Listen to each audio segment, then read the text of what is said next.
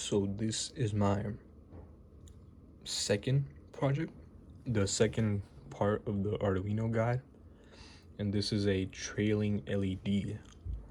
I'm starting to slowly figure out how this stuff works. So basically, it blinks one at a time, and I'll show you the code that makes this work like that.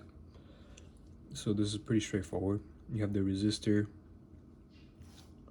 and then, or the resistor connected to the positive end of the LED. All right, the resistor is, where's my finger? Okay, right here. This is the resistor. It's connected to the positive end of the LED, the long end, and then that positive end is connected to these pins on the FPGA, and these basically serve as the positive current, I believe, right? And this is happening for each one. The picture showed it being all together, but like I'm kind of blind, so I can't see all that, and this breadboard is really small, so I just spread them out a little bit. So the ground cable from the FPGA connects here. Each the minus end or the negative end of the LEDs connect to the ground, so that's like that. And yeah, this basically blinks one at a time, and I'm starting to understand the code a little bit more. So walk through the code. So this is the code. You have base is 2 and then num is 6. I don't get why they're named like that, but essentially you have the void setup here. The first for loop, you have base plus num, so that means it's going from 2 to 8. That means it's going to loop 6 times. You have pin mode I, and then output.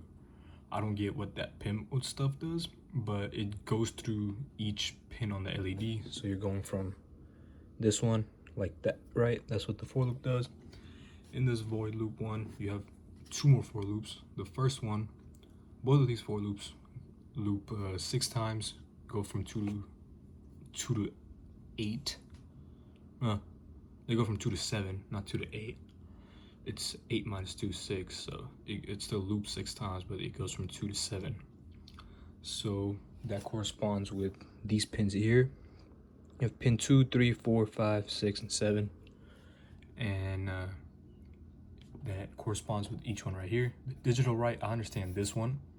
This is basically what this is basically doing here. You take, for example, let's say this is 2 and then low, so this takes pin 2 or the LED connected to pin 2 and then turns it off for 200 milliseconds, I believe. And then so essentially how this would go is that this for loop would run and then this for loop would run. So then it would turn everything off first, turn each for loop off, or turn each LED off one by one, and then turn on each LED one by one. That's how you get this effect right here, right? So essentially, this is doing bulk of the work. I still don't understand what the pin mode means, but I'm starting to understand this for loop stuff a little bit more. And yeah, that's the second one.